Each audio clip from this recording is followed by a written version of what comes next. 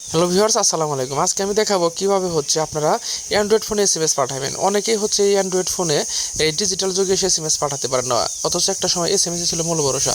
তো চলুন ভিডিওটি দেখি। আপনাকে যা করতে হবে, আপনি হচ্ছে যেই নাম্বারটিতে মেসেজ পাঠাবেন সেই নাম্বারটি ডায়াল করবেন। যদি সেভ করা থাকে তাহলে তো থাকলো, আর যদি না থাকে তাহলে এই নাম্বারটি আপনি হচ্ছে ডায়াল করলেন।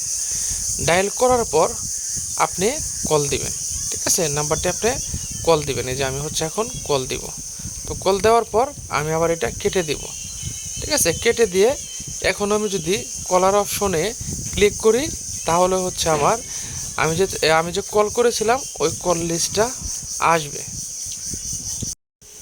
এই যে দেখুন, এখানে কিন্তু কল লিস্টে চলে আসছে। আর যখনই কল লিস্টে চলে আসবে তখনই আপনি ওই কল অপশনের পাশে যে প্রোফাইল আইকনটা, এই যে দেখুন, আবার দেখুন, আমি কিন্তু যে 6টা না 7টা জিরো উঠাইছিলাম এটার পাশে প্রোফাইল আইকন, ওইখানে ক্লিক দিলে পরে এরকম আসবে। এরকম আসার পর ওই মেসেজ অপশনে যাবেন। মেসেজ অপশনে গেলে পরে এই যে এরকম এখন আপনি যা লিখে সাইটে যে এসএমএসের যে সেন্ড অপশন আছে এখানে ক্লিক করে দিলেই এসএমএসটি চলে যাবে। আশা করি বুঝতে পারছেন।